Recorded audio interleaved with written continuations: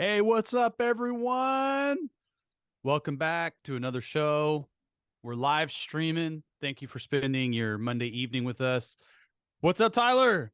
What's up, man? How are you, buddy? Good. How are you doing? I'm good.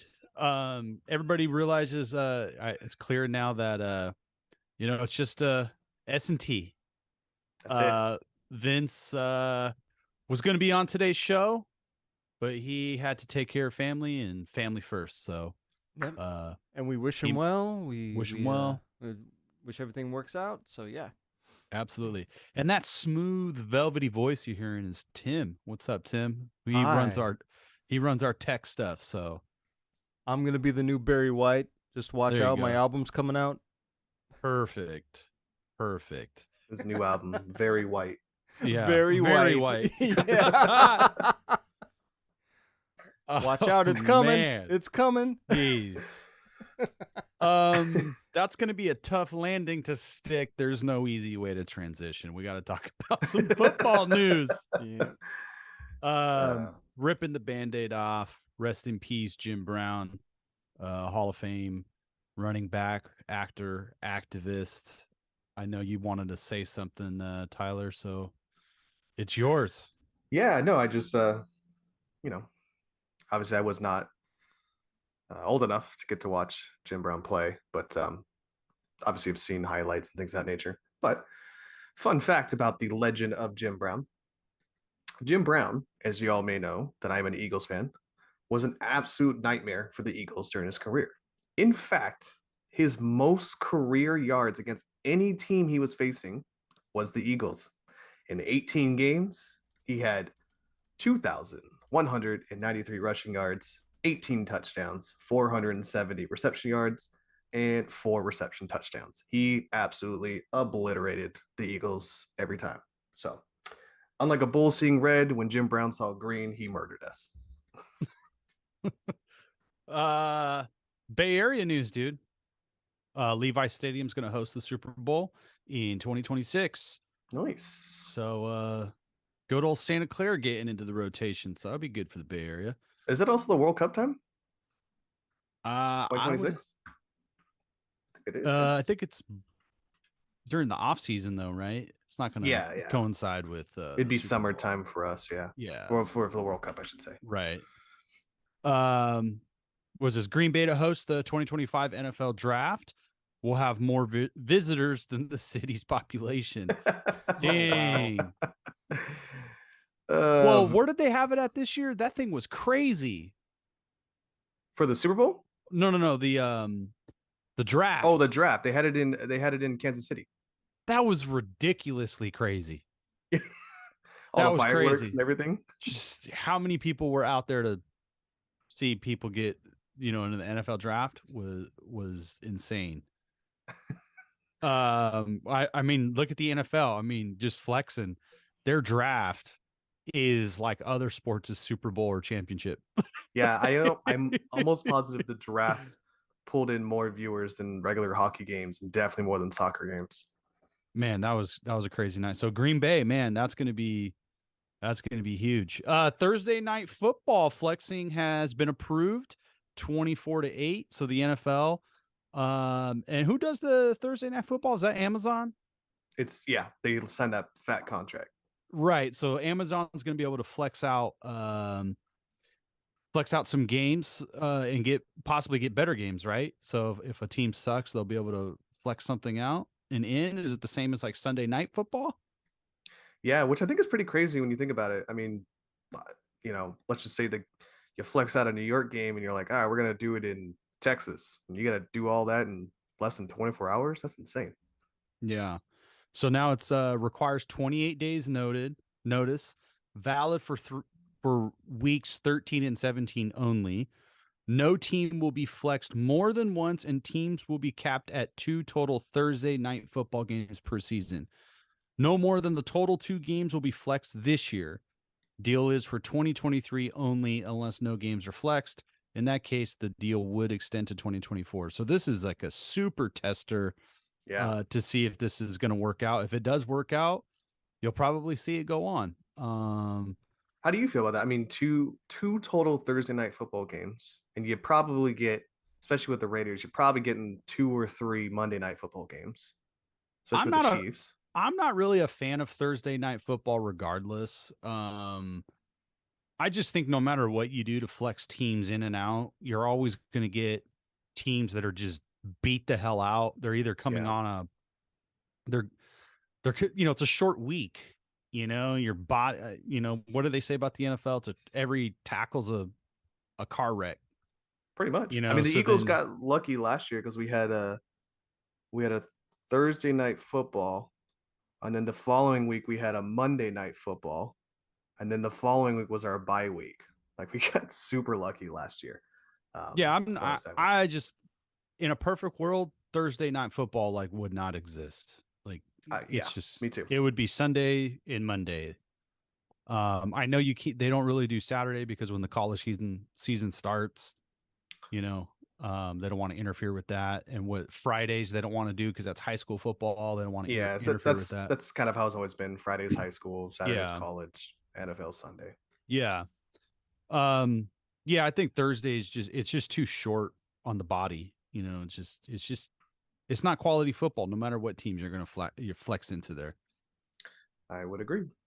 NFL teams will be allowed to dress a third quarterback on game days without using an active roster spot this season. The NFL announced this on Monday. I'm calling that the 49er rule. Call whatever you want. It's the 49er rule. Yeah, I see what you're saying. The new bylaw allows a team to activate a third quarterback during the game if the club's first two quarterbacks on its game day active list are not able to participate in the game due to injury or disqualification. So that's the rule.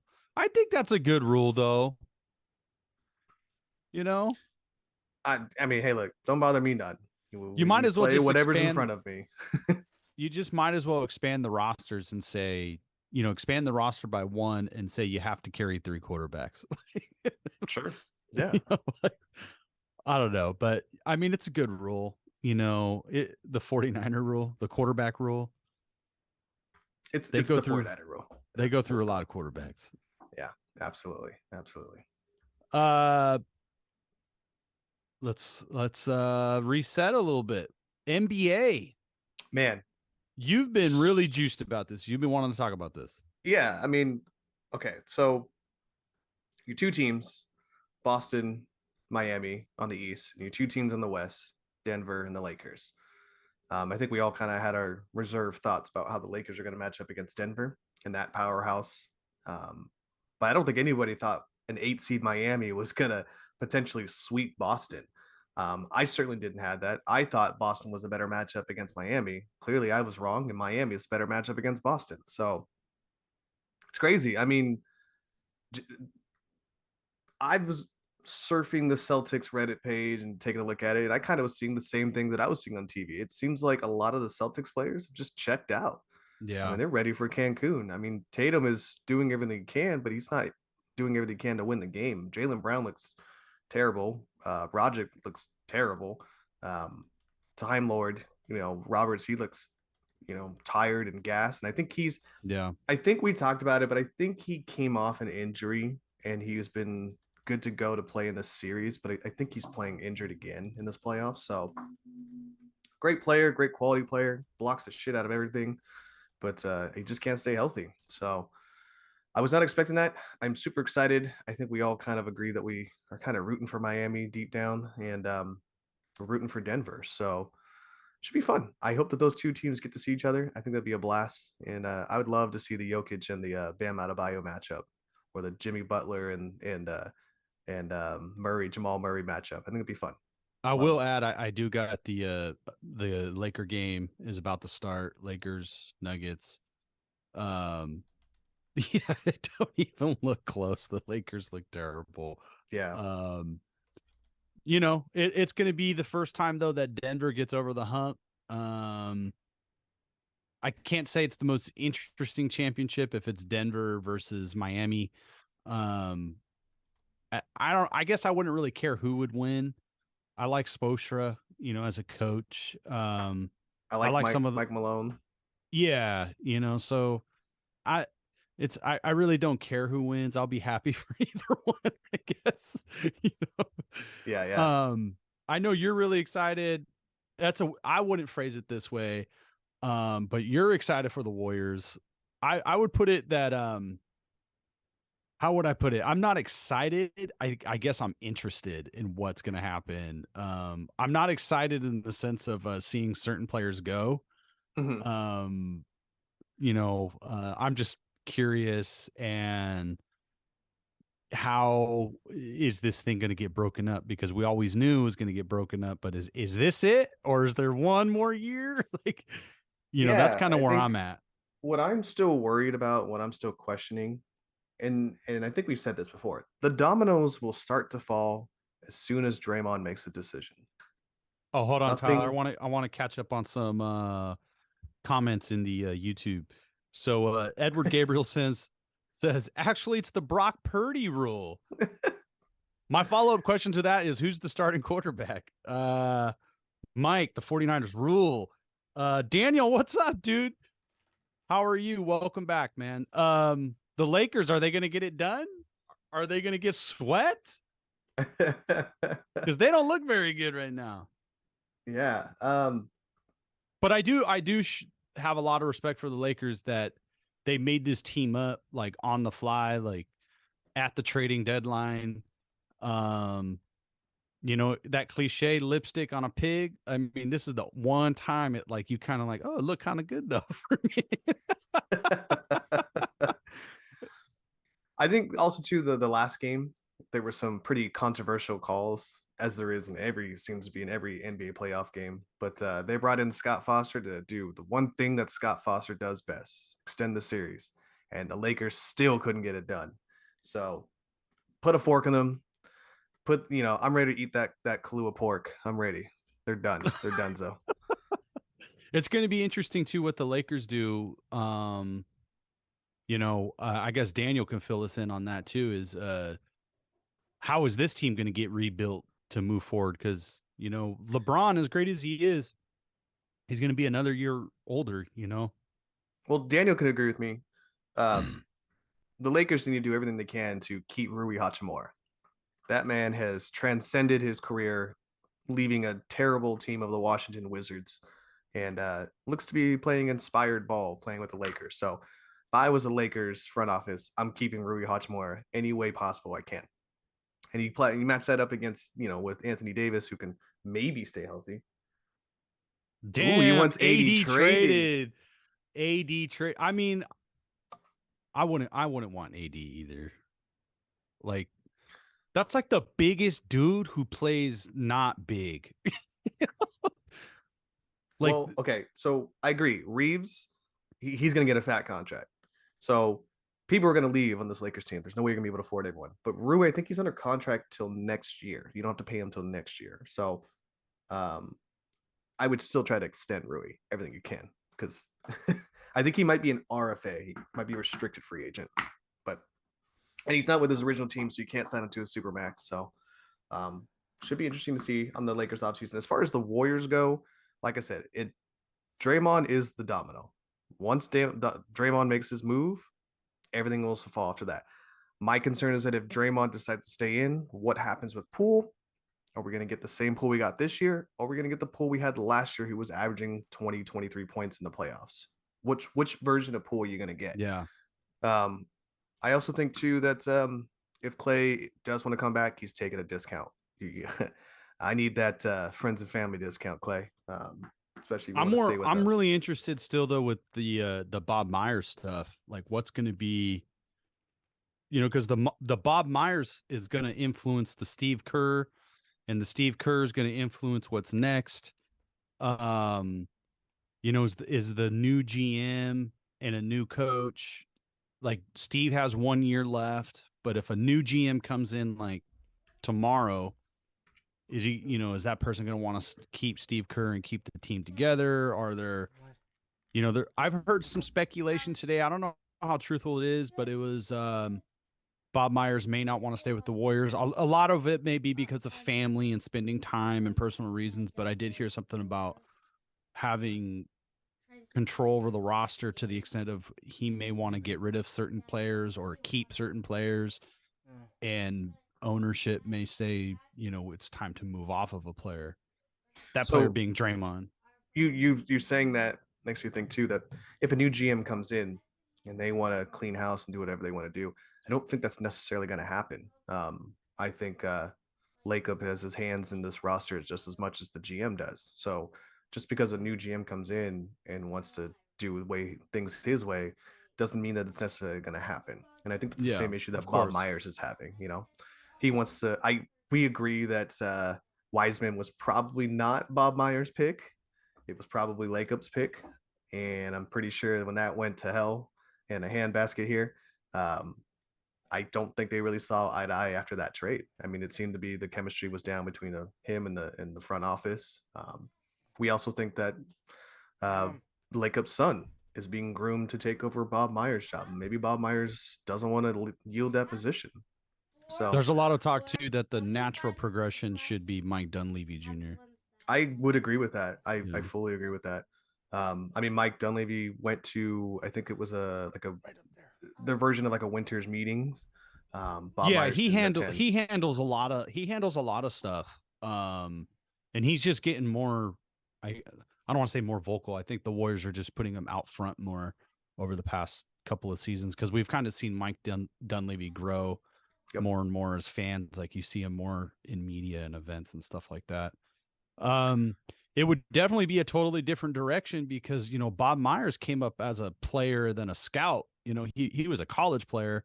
Well, he was a college player for UCLA, and then he was also an NBA agent. So that's why he had a lot of relationships with these players as well, too. So he has a different eye of, where Mike Dunleavy like played in the league, was a coach's son, drafted by the Warriors. Yeah, drafted by the Warriors.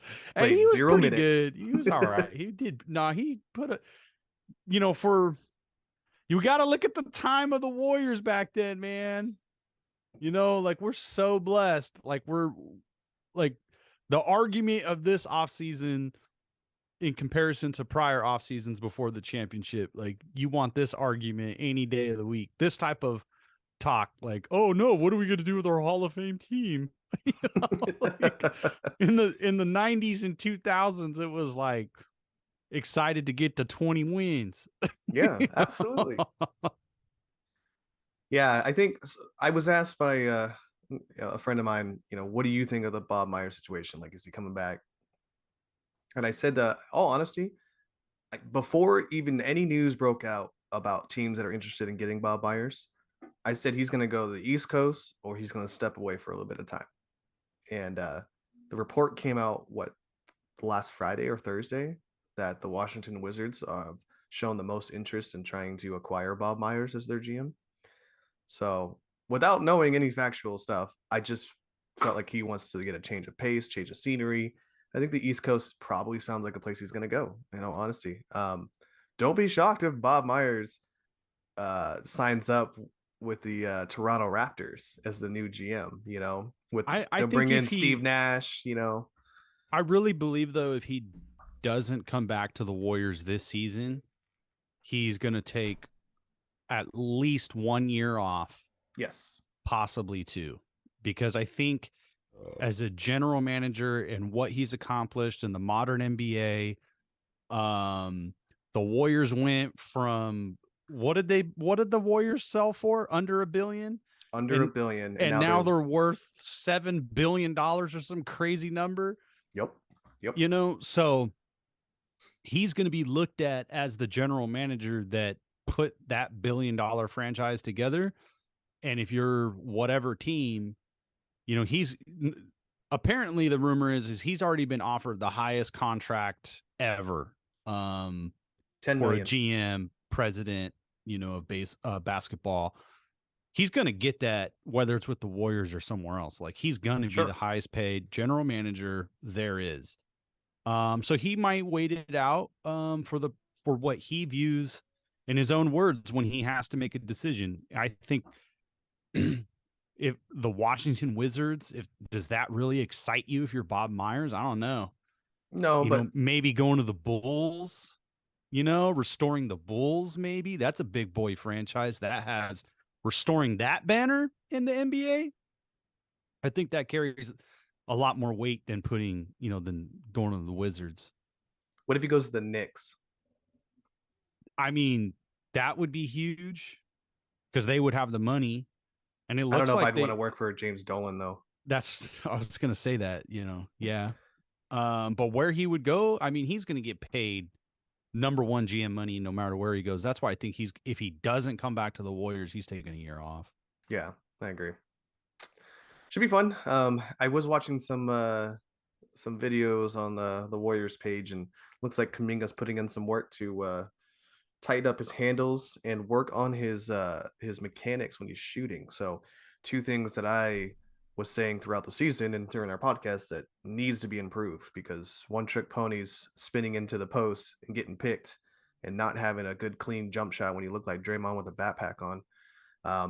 Yeah, he needs to improve those two, and it looks like he's doing that. So it would be a mistake if they trade Kuminga. I'm telling you right now, the kid's 20 years old. Absolute mistake. Yeah. Don't do it. I would hate to see him go. I don't know. I mean, that's kind of, you called it excitement. I called it just, I'm curious. How is this next season going to go, this off season? Because you're going to see parts go. You have to. Yep. And don't, I mean, if you're a Warriors fan, don't feel sad by it. Like you and Sam just said, know what you're saying. Yeah, it's an embarrassment of riches we've had over the past few years. If one of your, if Klay Thompson gets traded, it's gonna suck. But at the end of the day, I'm here to root on the team. I wish Klay the best in whatever endeavors he wants to do. I will still support that guy, but I'm also a Warriors fan. And I've seen the dark days. I do not think that under any circumstances for me where if any of these players are traded or somehow, whatever uniform they return to the Warriors, if it's whatever jersey, I'm going to always be thankful for what those players contributed to my fandom. We forget, kind of like none of this matters. This isn't real life. This is just stuff for us to have fun. Yeah. Yeah, definitely. Well, also too, I mean, we'll mention this as well. Carmelo Anthony finally retires after 19 years, 10-time All-Star, voted to the NBA 75th team, 6-time All-NBA, and a 3-time Olympic gold medalist. So, cool. Good for him. I wish, I think Jokic is wearing his number. So, cool. Congratulations, Carmelo. He's a Hall of Famer, right? Yeah, definitely. I mean, just 3 gold medals, longevity, numbers. I mean, he was an offensive powerhouse when he was at his peak. Even when he was in, obviously New York, but even when he was in LA too. I mean, he was giving everything he had. I think the end of it all was when he played in Portland. You're like, yeah, all right. Daniel just said Klay for AD. Nah, bro. No way. Sorry. Celtics. You know what you're getting for AD? You're gonna get all right. Hear me out. I'll give you Klay if you give us LeBron. Oh man. The problem is LeBron, it would have to be a sign and trade, right? I think that would be the deal that would piss me off though. Oh, you know what deal would piss them off? Klay for Reeves.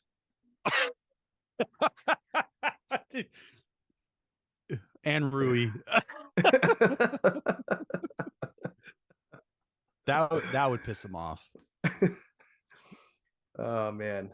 The commission would step in and veto that trade to be like the Chris Paul scenario. Oh, absolutely. That'd be good though. Well, oh man, Drew was on Vince Carter. Okay, let me give you some backstory here. Drew is obsessed with Vince Carter, aka another Warriors draft pick. Me and Drew played NBA 2K together, and we did like a joint franchise mode where we can play online with each other. You didn't have to be present. And every time we would make up a roster, whatever team we took over, we tried not to do the Warriors because it was just like a cheat code during these times. So we tried to do somebody else, right?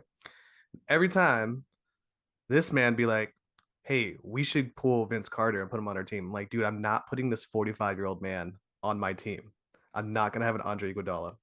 And I shit you not, for like 4 years straight, every time the new 2K came out, we played and we do like a franchise mode. This man, bring Vince Carter out of retirement and put him on our team every time.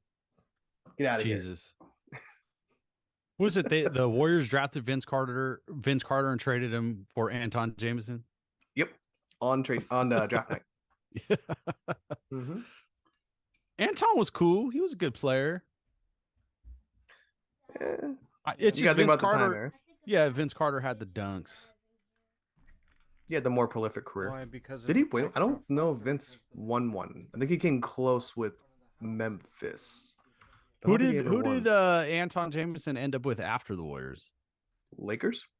Was No, it the Wizards. Lakers? Wizards. Wizards. Was he Yeah. on that Jordan team or something? Mm-hmm. He sure was. I don't know if Vince Carter won one. Let me see. I have to check here. But I know we're pressed for time here. You want to rip that bandit off and talk about that jersey behind you and that prolific team? Yeah. The A's played some games. They're still not doing very good. It's kind of hard to get really excited to watch the game because as I'm watching it, you just think about all the nonsense that's going on with the A's and Las Vegas. So we're going to spend a lot more time on that. Glenn Kuiper has been officially fired by NBC Sports.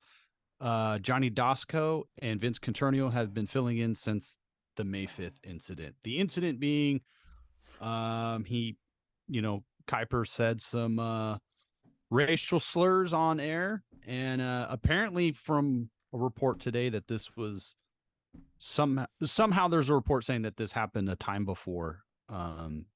So there's some type of incident before, and NBC said goodbye. So, it's not it's just hard to be an A's fan right now. There's just so much bad news. There's so much bad stuff going around. The team sucks. The owners suck. Our broadcasters suck. It's just. Wait, hold on. I'm gonna give you a fun stat because, well, let's just say here, the A's played against Arizona, went 1-2, lost 5-2, won the second game 9-8 in 12 innings, and then lost the last game 5-3. But there was an interesting stat while they were playing against Arizona on the last game. Okay, just to prove your point that we suck here, Tony Kemp, our beloved Tony Kemp. I don't know if this has changed in between the Houston his series. offer. He is 0 for 41 in day games. 0 for 41.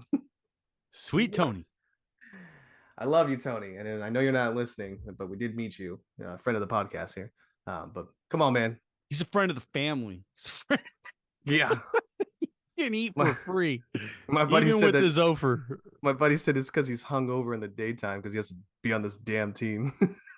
Damn. I mean, it's you're not trying to pour any salt in the wound or anything, but they're just not a very good team. And John Fisher ordered his people to rip this thing down to the studs, and this is what it looks like. And when we criticize the team, I don't mean anything personal. That's why I don't even say any players' names really. You brought up the stat about Tony Kemp, but it's kind of hard to crush a team when they're all young guys trying to figure out their way, seeing it. There's so much going on, and it's kind of laughable to me now that the A's ripped this thing down and are trying to get this deal done in Las Vegas, and it's just like their team. The deal is ripped to the studs. Like, Yep. The gap, pun intended, it's just getting wider and wider. What still worries me is Nevada's ability to get things done, not the A's John Fisher ability to get things done, the ability of Nevada. That's what freaks me out, is that they would have no problem, their politicians, it seems like, would have no problems, taxing their people, creating a tax, doing what they need to do, mortgage education, who cares, to get a baseball stadium. That's what the state possibly wants. And I find that interesting because the governor of Nevada is so involved in all of this, and we don't really hear anything from our politicians, where I would think California is really upset about all these businesses leaving California, but then you're not going to fight for $1 billion franchise to stay. Like how is that acceptable? And that's all the nonsense that feeds into the SF and state media of San Francisco media controls Oakland and wants to keep that down. Like they don't want to see a good competitive baseball team here, but a healthy A's, a healthy Giants, a healthy Dodgers, healthy Padres is good for the state. And I'm just dumbfounded that Gavin Newsom doesn't say anything. Because he's running for president. He can't do anything that might potentially tarnish that opportunity. So he's not going to say anything. He's going to stay quiet about it. I was reading a report and I was a little confused by it in press for time, so I didn't get to read it all the way. But I guess there's the deal's now being hung up because of the tax credits that the A's are looking to try and get with this new price tag that they're trying to get. There's like a 9% tax that teams would have to pay, and they're trying to get that waived. I forget exactly what that 9% tax pertains to, but they would have to. They're asking the state in Las Vegas to give that up, to waive that fee. So he's worth $2 billion, or is he? Well, that's the thing. Like, it's fantasy money. We talked about this last time. Does he have any? It seems like he doesn't have a lot of liquidity. He doesn't really have a lot of resources to pull from like immediately to secure this deal. And that's why he's so hell-bent on getting government money. Is because he doesn't have cash. He doesn't have the money. So let me get this straight. We have what was a $2 billion owner who doesn't have the liquidated assets to be able to afford anything, running a baseball team that he cannot make investments into, and asking for the great citizens of Nevada and Las Vegas to pay for it. What red flags are not being thrown up? I don't understand. None of it makes sense. And we talked about this last time, but it's like, there's, Casey Pratt was on Damon Amendolar's podcast again today. And this is all stuff that we've known about as fans for a little while now. It's been coming out as daily as this thing is progressing with Las Vegas. There's just huge gaps in funding, and you try to compare the two deals apples to apples, what Oakland is offering and what Las Vegas is offering. None of it makes sense. Yeah. And for MLB and Manfred and anybody supporting the A's going to Las Vegas, you really don't know the situation. You don't know what Oakland is offering. Like, Oakland has raised federal money that if the A's stay or go, that federal grant money is like assigned to this infrastructure. That infrastructure is happening regardless. Yep. So if you're another business that wants to come in and develop at Howard Terminal, whether that's the 55-acre site that Fisher wanted to develop with the A's, or a couple of acres here, a couple of acres there, cut it up, parcel it out, other developers will be able to come in and start developing without the environmental impact report, because it's already done. Like that whole process that the A's, paid for is done. All that's done. What was the difference between the A's and Fisher was the $88 million, which the city of Oakland was trying to work with them on. Are we walking away but are we confirmed that he had the money to build the stadium, let alone the $88 million? That's what I'm saying. That's what I'm saying is people are now reading some tea leaves of he doesn't have the money to execute any deal.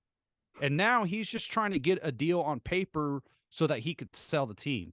And that he's just trying to get it to a point where legally it's a deal, and then he can just flip the team without ever having to write a check because he doesn't have any money. So the only chance we have as Oakland fans of keeping the A's in Oakland is the inability of Nevada, for whatever reason, not getting the deal done, so that that door has shut. Oakland doesn't want to do business with you. Or if they do, Oakland can totally say, yeah, you could come. The current ownership, you could come back. Yep. And we'll work with you, but you're not getting that 55-acre site. We're only going to give you the ballpark site. That's all we're giving you. Fair. That's what we're talking about. Would you argue that let's just say tomorrow we wake up and Joe Lacob is now the owner of the A's? Does he get that 55-acre spot back? He could. It all depends. If he would want to develop all 55 acres, he could, or he could scale it back to 20 acres and build a ballpark and have some development, a hotel, a team shop, whatever, some bars, restaurants, things like that. But that's the thing that's so baffling with walking away from Oakland, is that it's 55 acres of residential real estate, commercial real estate, the ballpark itself, retail.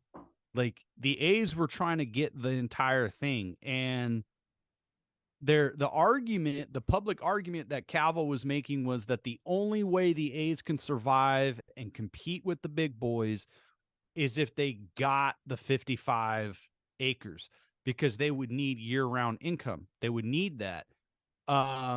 The city of Oakland agreed. They were trying to hammer out the details of the A's being repaid for the on-site infrastructure, that the city of Oakland was willing to work with them on-site construction.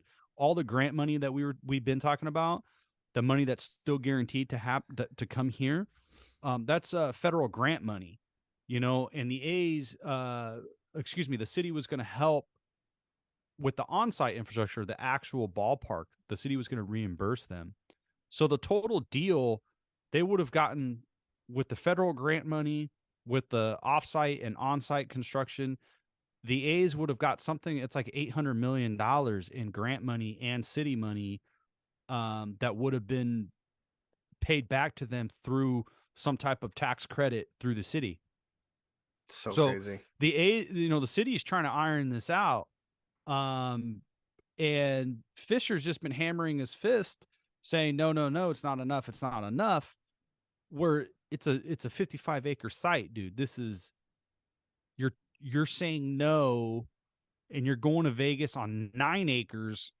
So you're not, all of a sudden you're telling me 9 acres in Las Vegas. And I know there's a lot of money in Las Vegas, but 9 acres of Las Vegas is more valuable than 55 acres in Oakland on the water. Yeah. That makes on top no of that, sense. You actually had a loyal fan base that would show up. Just think about it, dude. Like, 9, you can only build a stadium on 9 acres. You're only building the stadium, right? On 55 acres, you were going to get the stadium, and you were going to sell residential stuff. You're going to sell commercial buildings. You're going to have a hotel. Like, as that land continuously gets developed, it's going to be more and more wealthy. The cost of it is going to go up. The equity in it is going to go up. As soon as that ballpark is done, and there was like a community benefits center that would be able to host, like, basketball games, concerts, things like that. There's going to be all this other infrastructure around it. All of that would raise the value of the property. And you're saying that the 9-acre deal is better? You're getting more money from Oakland and the grants. Yep. You're getting more land and a instant profit margin just based on the real estate, on what you can sell, and way more ability to refinance these buildings, because all these commercial companies refinance their loans and stuff like that. They live in debt. That's why when you listen to a stock trade, or a call, and you hear, oh, this company doesn't have a lot of debt. They still have debt, but they don't have a lot of debt. They're able to pay their bills. So if the creditors all came calling, they can like pay it off and not be in trouble, you know? Right. They'd be able to like work with their creditors to refinance or restructure loans and this and that. And you're saying you're going to have more movement on a 9-acre site and the government's giving you less money. Like, I don't know. Maybe Well, we're all crazy. They've got 13 days to secure the funds. Then his whole, revenue sharing goes away.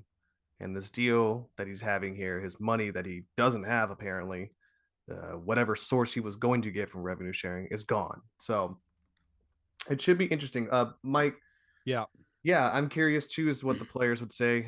There's been former players that have come out, so Chapman and Canna and drawing a blank on them, the pitcher. Anyways, they've all come out and said the same thing that what could have been. Tony Kemp came out and was like, it breaks my heart not to hear the drums. So there are, they can't come out and say like this is a we don't like this, we're going to protest. I mean, this is their career. This is, a lot of these guys are fighting to get a championship, to get a World Series. So they can't come out, and an active A's player can't really come out and say what they an honestly active say. Baseball player who's getting paid by the MLB cannot. Right. Yeah. All those his owners career work would be that person's career would be over. Yeah, absolutely. No team, because then any future owner would be like, oh, he said this about the owner, so he's not on my team. You would officially blackball yourself at that point. So, but the countdown's real. 13 days. We're just almost 2 weeks out, or a little under 2 weeks out here. So I'm curious to see. I don't think this deal is going to get done. I think he's ultimately going to have to come back to Oakland with his tail between his legs and sell the team. Right. And be like, hey, look, this deal is the most prepared deal to get done. I'll just sell the team or whatever it has. You continue negotiation with whoever you want to negotiate, which is most. And the mayor came out last week and said, she came out on a Bay Area show and said like she would take the call if the A's called, she would take it. Because she wants the A's here. The government wants the A's here. The citizens want the A's here. They've been a part of our community, our culture. They would be the only game in town. Mm-hmm. And I think even with John Fisher, and in the hypothetical world, if they get the deal done with John Fisher, I think a lot of fans will come back because the stadium is there. Yeah. But I think the heat would get, his seat would get exponentially hotter if he was still the owner, had the stadium, and still wasn't paying players and like improving the roster. So I think the moment a shovel is in the ground and construction starts, he's going to sell the team. And he'll sell the team whether it's in Las Vegas or Oakland. What puzzles me is whoever gets the shovel in the ground quicker. He had it in Oakland. I don't know, man. It's the twilight zone that we'll never understand. I don't know. And that's kind of like what Casey Pratt and Damon Mandalara were talking about today. Is it possible that he's shifting to Las Vegas because it's a cheaper stadium? Yeah. And that if he does need to write a check, he might be able to get, you would think you'd be able to get a loan. Something. But now it's like, well, if you can't get the loan in Vegas, how come you can't get the loan in like Oakland? Like, this guy has no money. So I really believe that I've been saying this for years, that this is a Frank McCourt situation, and John Fisher's been abusing the A's in Major League Baseball as his personal ATM. Yeah. I don't know one contract. They gave Chris Davis some money. You're telling me that took all your profits? Yeah, like, come on. I mean, Country Breakfast. You got Country Breakfast. You got Davis. Those are your two biggest contracts. You were trying to give Marcus Semien $10 million for 10 years at $1 million a year. Right. Like, where's the money? What happened to the money last year? He took it. Yeah. It's with It's with Cavill. It's with Fisher. It's with Sandy Dean. It's with all the other people that are on the A's board, and the minority owners. Like, that's who I want to know. Who are the minority owners? Yeah. Does John Fisher own 100% of the team? Like, I don't know that. I don't know. That's really a question. Like, I don't know that. Who are the minority owners? I know Billy Beane is like a 1% guy or something like that. And even he's trying to get. I feel like there's also a breadcrumb there too. I feel like they are doing something illegal, and I think Billy wants out.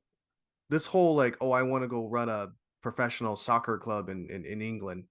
I think there's something connecting dots with that. Yeah, I could be the Charlie Day of Always Sunny, and trying to connect all the dots, but I think that there's something illegal going on with it. I wouldn't be surprised if something crazy is going on, but I feel like my opinion of Billy Beane has changed. Like, since too. I don't really look at him as this genius. Like, wow, like, yeah, I mean, I appreciate the competitive years. I appreciate some of the players, but he's part of the problem now. Whether he's a 1% problem or 50, he's part of the problem now. Is that he's a minority owner that is not vocalizing anything. He's accepting it. He's going along with it. And at some point, when you see business being misran, sometimes you got to fall out of rank in line and say something. Yep. And this is not how a baseball franchise, MLB team should be ran. Mm-hmm. It's being ran directly into the ground. It's been, blood sucked of any of its resources, and just any owner is going to come in, even in the current stadium, and it's going to market the 70s teams. It's going to market the late 80s, early 90s teams. It's going to bring back the Moneyball teams. It's going to bring back all of that immediately. You're telling me Joe Lacob wouldn't come in and, like, we live in this fantasy world of if Joe Lacob could buy the team, he's going to tap into all of that. I mean, we love our jerseys. We love the gold branding and the World Series, the gold patch and the gold patch of being in Oakland for all these years. We want to invest our money in that. Like, people want that, and people want to come back to that brand, and a new owner is going to invest in that. And it's like, it's so surprising to me that the A's complain about they can't sell this stadium. What I think you can, because when the team is winning, and we've all experienced it, we've all gone to multiple experiences of this, is going to the games when they're competitive, and them averaging 25, 30,000 a game. We've been to those games where there's 25,000 people. We've been to the games where it's 40, 50,000 people. We've been to those games personally, and most of you guys probably listening and watching have been to these games. And never have you marketed the team well. Like, you never marketed the team when they were competitive. Like, you never tried to create an even more diehard fan base. And the only way you could have done, if you keep a couple of players, you keep a couple of players just to keep some fans. Like, this argument would be totally different. Didn't they have a press conference to say goodbye to Miguel Tejada? Like, we're not going to insult him with an offer, so we're going to have a press conference. Like, that's the first and only time I ever heard of that. And then they just let him walk. Like, if you look at the numbers, because we've done this before, I've talked about this all the time with you, is Miguel Tejada, if he would combine his stats with the A's and with the Baltimore Orioles, Miguel Tejada would be like a top 5 all-time leader in almost every offensive category. Yep. So like my position of Billy Beane, who is a Hall of Fame player that Billy Beane drafted, like, in his career, even if they were an A or traded him when they were a minor leaguer? Like, who's a player that Billy Beane drafted and turned into a Hall of Fame player? I can't think of one.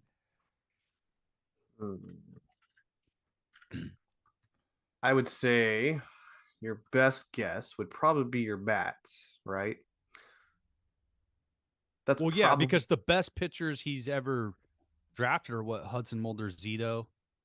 I mean, as far as career wins, ERA, playoff experience, World Series.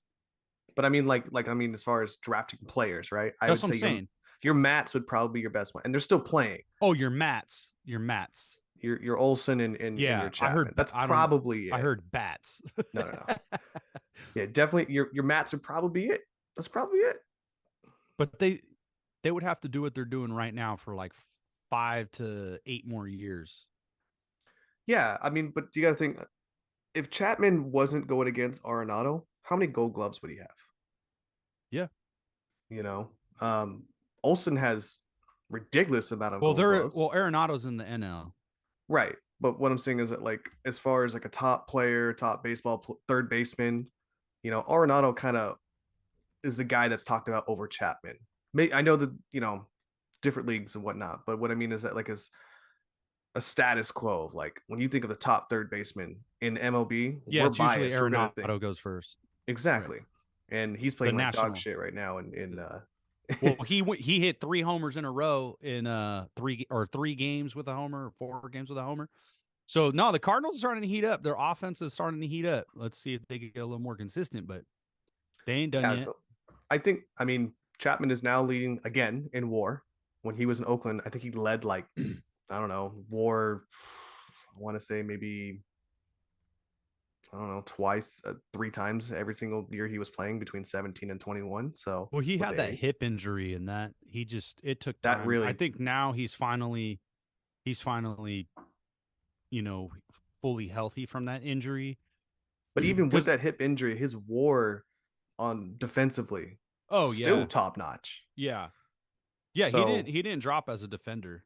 Yeah, and now Olsen's starting to figure it out. He's changed his swing mechanics.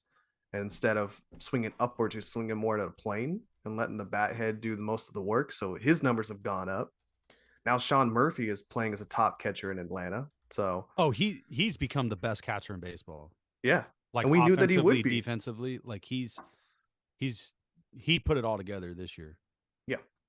So I would say if those guys continue their career, that's probably the And ones we I haven't can even think talked of. about saying goodbye to Liam Hendricks. Like, Yeah. all of the players who are still in the league right now. If you keep these teams together right now, you're probably still a 90+ win team. Probably. Like, Yeah, easily Manaea, 94, 95. You let Manaea go. Bassett. That was the other one that came out and talked about the A's. Yeah, he came out and talked about it.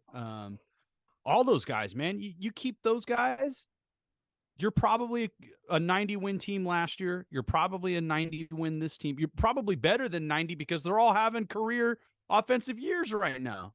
All 3 of those guys.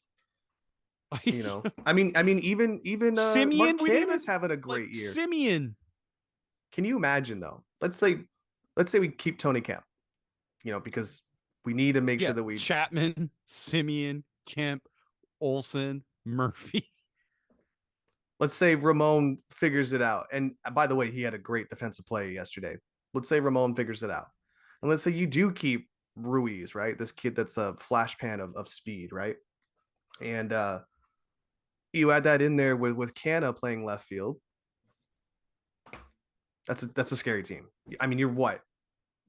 2 pitchers away, maybe? I mean, Canna, Marte, Laureano. That's what I'm saying. I think right now, Laureano, I'm wearing his laser shirt today.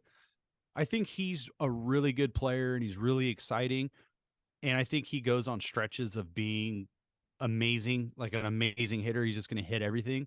I just don't think he's going to be the MVP guy. But you had that filled with Chapman, Olsen, and now it looks like Murphy, where I think, those are your 3, 4, 5 guys, and Laureano is your 6, 7, 8, or your number 2. Like, he's just not your 3, 4, 5 hitter. He kind of has to be, or you hope him to be that, because he's one of your most experienced hitters and players right now. But on a team, that's not who he is. No, and he's supposed to be your, defensive player, gets it done. Breaking news. Breaking news. Breaking news. Breaking news. Vince has joined the podcast. What's up, bud? Hey, yeah, everything's don't worry, okay. So Yeah. Good. Don't worry, we've only been talking about the A's for like the last 45 minutes. So okay, I figured. All right, so fuck your boy John Fisher. If that's fuck him. Okay, so am I all caught up? Yeah, pretty much. Okay, cool. Actually, you came in a good time because the next two segments, I think we're just gonna give it to you, bud. You were supposed to host today. So Yeah. number 4 and number 5 are all you, my shit. friend. Okay. Oh, before we do that, I'm just gonna fill in my hot takes. It's awesome. Levi's Stadium is getting the Super Bowl in 2026. I'm looking forward to actually being able to check out everything that's happening there. Check. Okay. Thursday Night Football flexing has been approved 24-8. I hate that. Even with 28 days notice, I hate that. Check. We're done with that. NFL teams allowed to dress a third quarterback on game days without an active roster spot this season. I like that. Don't worry, we already called out the 49ers rule. Yeah, it's actually the Brock Purdy rule. Yeah. Whatever. You two Papa get the hell G out already of here. called it out. Papa right, G yeah. already called that out. Yeah, it's a Brock Purdy rule. All right, NBA, Boston versus Miami. That one's done. Miami's gonna win. Denver versus Lakers. I said it. Denver was gonna clap those Laker cheeks, and cheeks clapped. Cheeks clapped. Damn. Okay, so Carmelo retiring. He's an all-time great. He probably should have retired maybe 3 or 4 years ago instead. But That's what I was saying in Portland. Either way, it's an amazing career. Congrats to he's on the NBA 75th anniversary team for a reason. And you had to see him in person too. That's another thing. Okay, and let's see. Glenn Kuiper officially fired. Took 2.5 weeks to get there, but they finally got the final correct decision made. So woo. Can I say something real quick? Look, Johnny Doskow, I know he was like the Stockton Ports. He was Stockton Ports for a while. He was doing Sacramento games last year, I think. Man, I know that he's filling in, but man, is he rough on the telecast. There is so many times I am watching it and he does not know the players' names. Yeah, well, I mean, and I don't know if that's just because I feel genuinely with him that I don't know some of the players' names, but as an announcer, I feel like he should have a piece of paperwork that tells him who's playing. Right. Yeah, he should. Yeah, get in a couple extra reps or something. It's rough. Yeah. Okay. And then, I told you everything sucks right now. Okay, so I'm all caught up now. The listeners are caught up with me. So we're gonna move on to number 4. Is that right? At NHL, we got a Stanley Cup date. Vegas Golden Knights. You were the host. Vegas Golden Knights. Yeah, I'm clearly the host, right? Showing up late. Vegas Golden Knights versus Dallas. Vegas is up 2-0 in that series. Carolina is playing Florida, and Florida is up 2-0 in that series. Carolina and Florida are playing right now, and that could go 3-0. And if it hits 3-0, it's a wrap. I mean, Florida has gotten lucky in both of those games. Yeah, I think. well, I mean, so Sometimes Carolina has to really make something happen in order to get back into this. The one thing that I really want to talk about though for NHL, and it's a feeling that we are feeling as current, former, whatever A's fans. Tempe voters rejected measures for a new arena, hotel, shopping center, restaurant district. The Coyotes may be on the move in the near future. They're going to play this season at the Arizona State University rink, Mullet Arena. So this will be the second year in a row that they're playing there. They couldn't, I guess, pay their rent or whatever on Gila River Arena, excuse me. I called it the animal name. He couldn't pay the rent? Like, that's why they were forced to play at Arizona State last year, because they basically kicked him out and said, you haven't been paying in Glendale, so we're done with you. And does he really not have the money though? I don't know. I'm not really in tune with all the finer details of it, but they couldn't pay to the city of Glendale for using that arena, and they told the Coyotes to kick rocks. And so that's why they were playing at Arizona State, and that's why they're going to play at Arizona State again this year. and this is a major blow to the Coyotes staying in Arizona. It makes the most sense geographically if they were going to relocate that they're probably going to end up in Houston. That's what a lot of people, talking heads, are saying. Houston's a massive media market. I think they're like number 4 in the country, and they have an arena that can handle hockey. And Why don't they they do just have a go little back bit of to where history they came from originally? because there's already a team in Winnipeg. Oh, that's Again. right. The Jets did come back Yeah, there. so they wouldn't go back to Winnipeg if they were to relocate to a Canadian team. It would be the Quebec Nordiques. They have an arena ready to go, but of course we're running into the problem where the media market isn't big, and so Makes sense. that's basically the argument that Bettman is trying to do. He was trying to expand the game in North America, which he has for better or worse, and Arizona is one of the worst instances. The better is the Kings, the Sharks. Frankly, the Dallas Stars have done pretty well, especially they won a cup in '99, and I mean they're in the Western Finals again. And as much as it pains me to say it, a lot of these teams in non-traditional hockey markets have figured it out. Tampa Bay Lightning, that's another one, that non-traditional market, but they really ingratiated themselves into the market, and they won that cup in 2004. That kind of helped solidify I think it also them. helps that And they're then competitive like almost every year yeah, too. exactly. And they've been like uber competitive the last few years, especially, and they got another cup out of it. So So Well, it's we the could- it Coyotes just sucks. never. They just like the fans just never rallied around them. They just never. it's a little bit of that. It's a little bit they've when they were playing good and in the playoffs, they've been able to turn out folks. But the problem is the Coyotes have just been shit for so long. Has it been for it's- like? you Is know- it?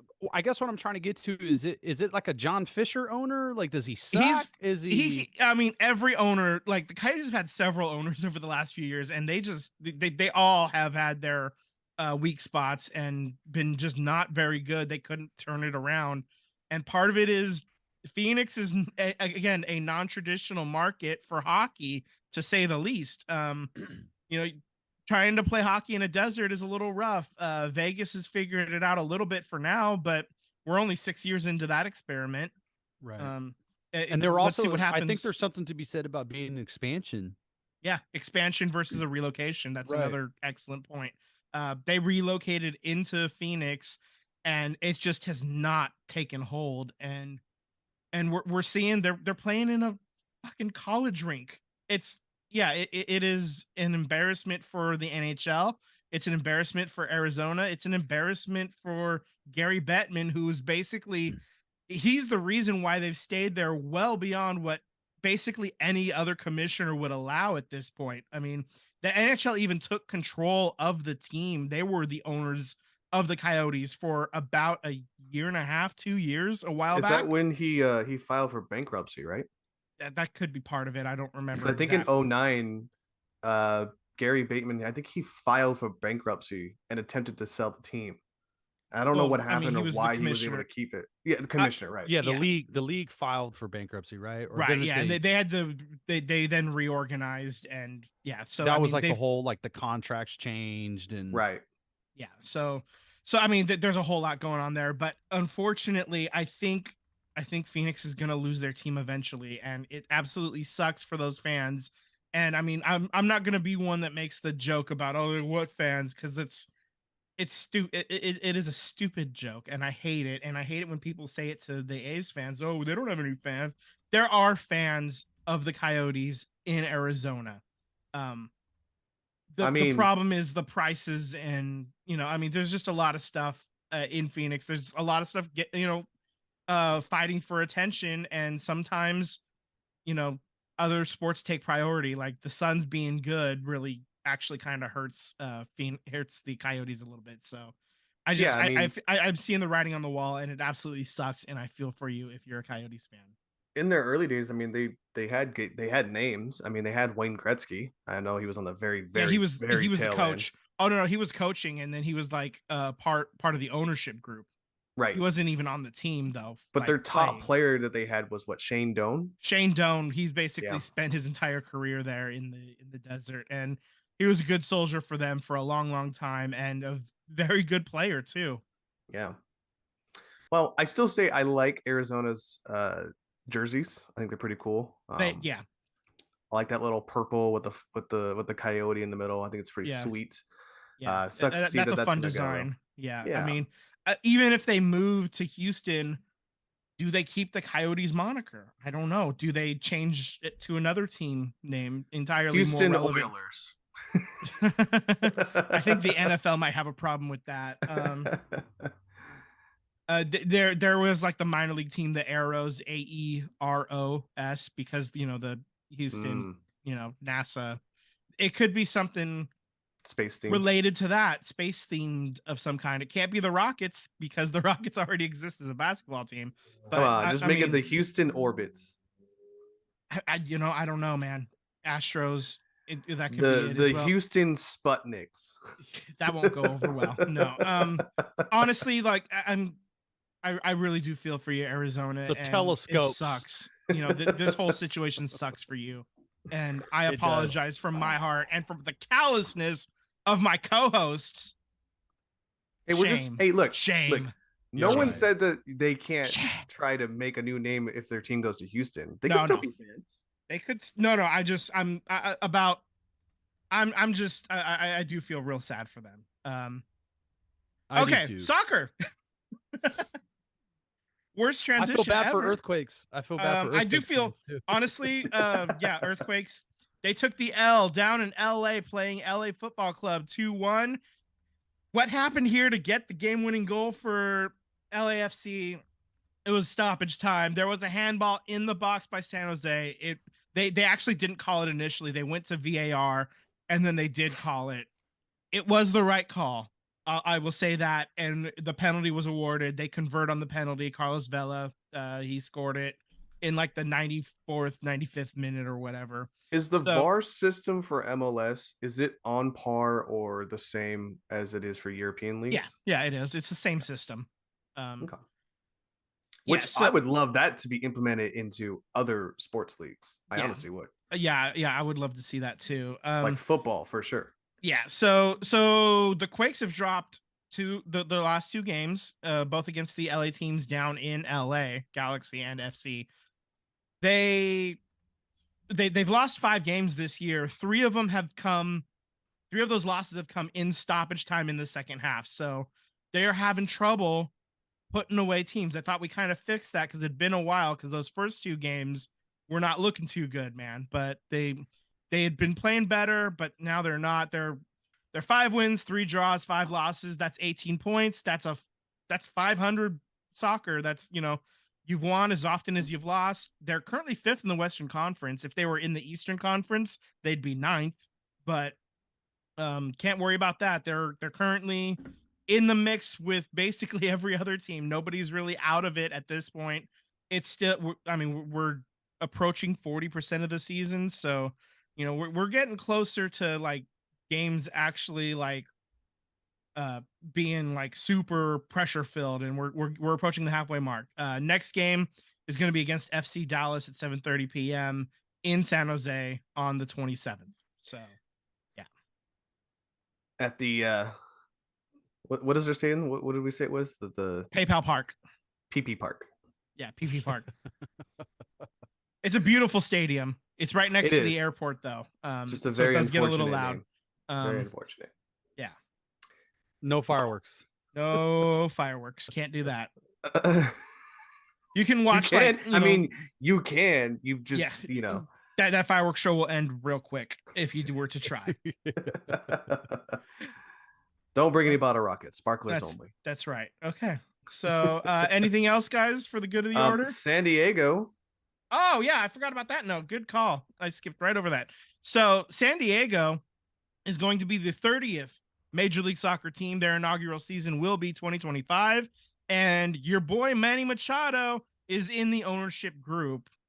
He'll have a lot of time with this team because the Padres offense is broken, and so is Manny Machado's metacarpal. He's on the IL right now. Doo-doo-doo. No, I heard that he's part ownership. He's really invested into this. It's weird that San Diego hasn't had an MLS team, yet LA has what, 3 of them? Yeah, well, they had like Chivas USA, and then that team went away. But so yeah, they got 2 right now for sure. But weird that LA. Well, I thought LA had 3 total. Yeah, Galaxy, FC. Thought there was one more. Anyways, Oh. it's weird that Anaheim? San Diego doesn't have one, but it seems like Manny Machado's actually invested in the city of San Diego. So They're gonna play at Snapdragon Stadium, which is home of the San Diego State University Aztecs. nice, Um, nice. Place that I frequented for about a year. Is before there Are they going to any- build an brought me arena? home. Are they No, going to No. build an? the field's already built. The football teams like they built it a couple years ago, and so yeah, I mean there's video of like college kids just getting hammered and just absolutely getting baked and just like obliterated by the second quarter because it's just so hot in San Diego. Yeah, I was gonna say. I was like, which baked are we going with? No, like getting roasted by the sun. So like Santa Clara. Yeah, a little bit. But you're not gonna have to worry about that in February for a Super Bowl because it's not gonna be quite as hot. Hell, it might even get a little bit of rain, but we'll see. Oh, okay. In Levi's, I was like, In Levi's at Santa San Clara. Diego doesn't have a football team. Why would you No. do that to the great citizens of San Diego and break their heart again? No, that's not my fault. That's your fault for associating that. I totally made myself clear. I never trip over my words ever.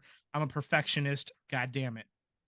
Well, maybe you should teach a thing or two to Glenn Kuiper, you know? Glenn Kuiper, you fucked it up, buddy. You fucked it up, man. That's and it's his own doing. I'm absolutely fine with the decision to fire him, and I totally get why. And frankly, I don't know why it took 2.5 weeks to come to that decision. You suspend him right away, obviously, and then you conduct an internal investigation, whatever that means. What do you have to conduct? You watch the tape for 2.5 weeks and then say, yeah, we should probably get rid of him, or I don't know. I don't know why it took that long to come to that decision. Probably could have had it done within a week or so, but I'm also wondering Yes. why you haven't announced U.S. men's national team's newest I player. was waiting for it. Balogun to U.S. men's national team. We're gonna get some scoring. Help out with just God. That's Help what we talked Pulisic? about with Pulisic. Yeah, that's what we talked about. We needed a striker. I absolutely, and I also think too that he was not gonna make any playing time for Team Nigeria or Team England either. He may have made those rosters, no problem, but there's no way he would have got play time. At least with Right. the U.S. men's national team, he gonna get play time. Also, too, if people don't understand the Team Nigeria, that's a legit team. Like you should look up that roster. I know that you may have your thoughts because it's not France or England or Brazil, but Team Nigeria is going to be a problem when it comes to Yeah. the World Cup. So Mhm. keep an eye out for Absolutely. them. So Gonna I'm be a lot excited. of fun to watch. Yeah. Maybe Pulisic won't break his nutsack trying to score a goal this time. Oh man. I He forgot left it about all that. on the field. He left Oh, it he all left on the field. everything. It's still there. He left a little extra on the field, man. It's still there. Yeah. A couple of pubes got left behind. Oh Poor guy. man. Oh. Hey man, I can't believe he tried to play it again. He was like, "Yeah, I'll do this." I'm like, power to you, man. Can't Yeah. do that. Yeah. Amen. Okay. So I think that takes care of us today, right? Yeah, absolutely. Okay. Anything else you wanted to let us know? What's going I on in your would- life? I would like to let everybody know that you should subscribe. I said it right. On YouTube to SVT Sports Pod. See, Smooth. there's your Damn. perfection right there. There it is. Mm. Follow us on Instagram and Twitter at SVT Sports Pod. Slide into our DMs. We would love to interact with you. Lovely, lovely people. All right, fellas. Well, That's right, Mike. I am very modest. Thank you. I just saw that in the chat. He's the most humble I'm guy we hella know. modest. That's Modest his middle as name. fuck. Modest is his middle name. Last name Mouse. Mm, pretty taken. All right, guys. Well, thank you everyone for joining us this wonderful Monday. You guys have a wonderful evening, and I guess we'll let you guys know what we're gonna do our plans for next week. But Yeah, keep a we're lookout on Twitter, and we'll keep you updated. yeah, for sure. Have a good night, everyone. All right. Good night, everybody. Good night, everybody. Later.